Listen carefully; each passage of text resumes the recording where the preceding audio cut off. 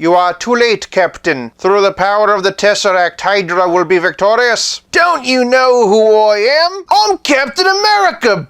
Welcome to 5 Points of Articulation, where I review action figures and then articulate 5 points to help you decide if you want to add that figure to your collection. The 5 points I discuss are packaging, presentation, posability, playability, and price. I'm Jason, and if you enjoy my content, please like, share, subscribe, do all the YouTube rigmarole. In celebration of the 4th of July, today I'm taking a look at a Marvel Select bootleg of Juggernaut as Captain America. Starting off with the packaging, and like many bootlegs, this one doesn't come with any. So for packaging, this round is non-applicable. Moving on to presentation, or should I say starting with, and this behemoth of a figure clocks in at 8 3/4 inches. It's also a reuse of the Marvel Select Juggernaut. It's just been painted in Captain America colors. Compared to the original figure that has shading throughout, this one's a bit more straightforward. And honestly, I'm okay with that. This is the kind of figure I'm going to want to be able to mix and match with Marvel Legends or Marvel Select, so a cleaner, simpler paint scheme does work to its advantage. Again, this is a bootleg, so don't expect the nicest paint ever. You're going to find your fair share of paint slop and also chipping. At the same time, you're not buying a figure of Captain America's Juggernaut for the accuracy. You're getting it for the novelty. If you zoom in though, there is actually some subtle shading. The vertical lines on Juggernaut's costume lend themselves perfectly to Captain America's stripes, and they both have pirate-style boots, so this does make a lot of sense. The workaround for the wings is just painting them on the sides of the helmet, but that's what the movies did, so I think it's fine. Traditionally, Captain America has a star on the back, which they haven't included, but that's fine. More chipping on the Juggernaut booty. As far as I'm concerned, that's America's chipped Juggernaut booty. Zooming on in, they've done a very nice job on the face underneath the helmet, though for some reason his gums are gray. Clearly, he's been taking diet advice from these guys. Greedy to eat all that.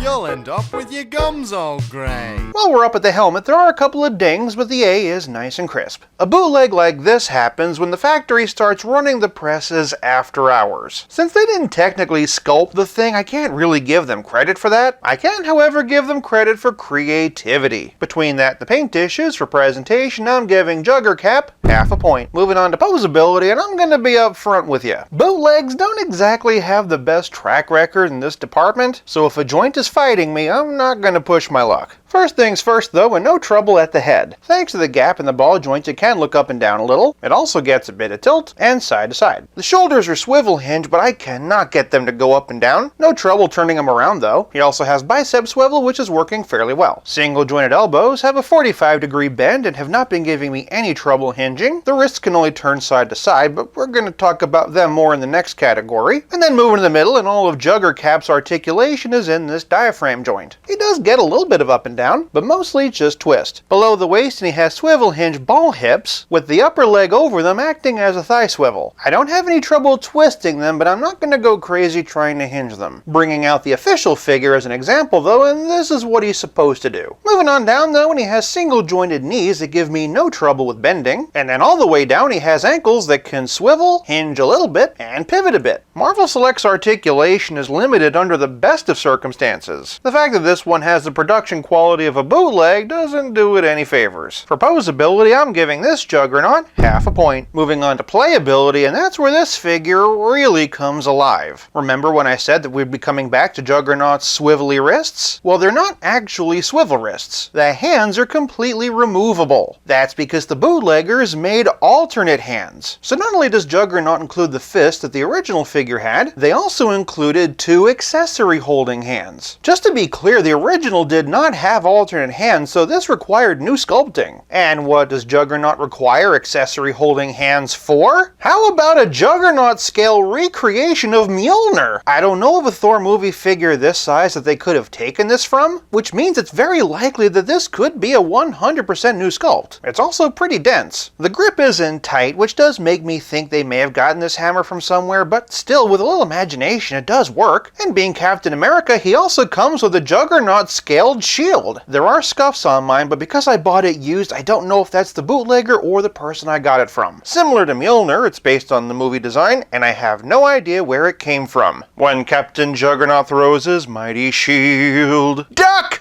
Flipping it around and there are multiple straps. I'm assuming the bigger ones are to put around his shoulders, but I am not trying that. Putting it around his forearm though, and I absolutely love it. That said, I may trim off the excess straps just so it hangs better on the arm. Though with a little imagination, you can move all the straps around to make it work. Normally, I'd point out that playability is more than just accessories and that it's also about how well your figure plays with others, but something tells me that this Captain America doesn't play well with others. Starting with Juggernaut himself, and here's the select version upon which he is based, but for scaling purposes, and here's the Marvel Legends Build-A-Figure. Speaking of Marvel Legends, and moving over to Steve Rogers, and here we have the Cap Wolf version and the 20th Anniversary Edition. Color scheme-wise, these all seem to be in the same basic family. That said, for something a touch darker, and here's the Marvel Legends Ultimate Cap, along with the Marvel Select Disney Store exclusive version. As for some other Avengers, and here we have Iron Man. This is 80 years and Extremis, but for something a bit more easily scalable, and here we have the Marvel Legends and Select version of Silver Centurion. Here we have Legends and Select versions of Thor, along with the Marvel Legends 80 Years Hulk, and the Marvel Select Immortal Hulk, which I'm astonished to see is even bigger than Juggernaut. Exploring Juggernaut's X-side, and here we have Cyclops, the field commander of the X-Men. Sadly, I can't get the Select version to stand any straighter than that. Next up is Storm, the second-in-command field leader. Here we have the fan-favorite Wolverine. This would be a very fun battle. Since Juggernaut's his half-brother, we gotta look at Professor Xavier. Of course, this begs the question as to whether or not Steve Rogers got the Crimson Gem of Sidorak, or if Kane Marco became Captain America. He does have Mjolnir though, and I have a hard time imagining Kane Marco being worthy. Here's a question for someone who's read more comics than I. If Rogue touched Juggernaut's skin, would she steal his powers? I ask because again, his powers are not natural, they are magic. For a less cerebral comparison, and here we have Gambit, but for the matchup I've been the most interested in, and here we have Colossus. As for the only Deadpool in my collection, and here we have Captain America versus Captain Morgan, for a couple of iterations of Captain America's archenemy, and here we have the Red Skull, and Steve Rogers' Lady Love, Peggy Carter. I'll be taking that dance now!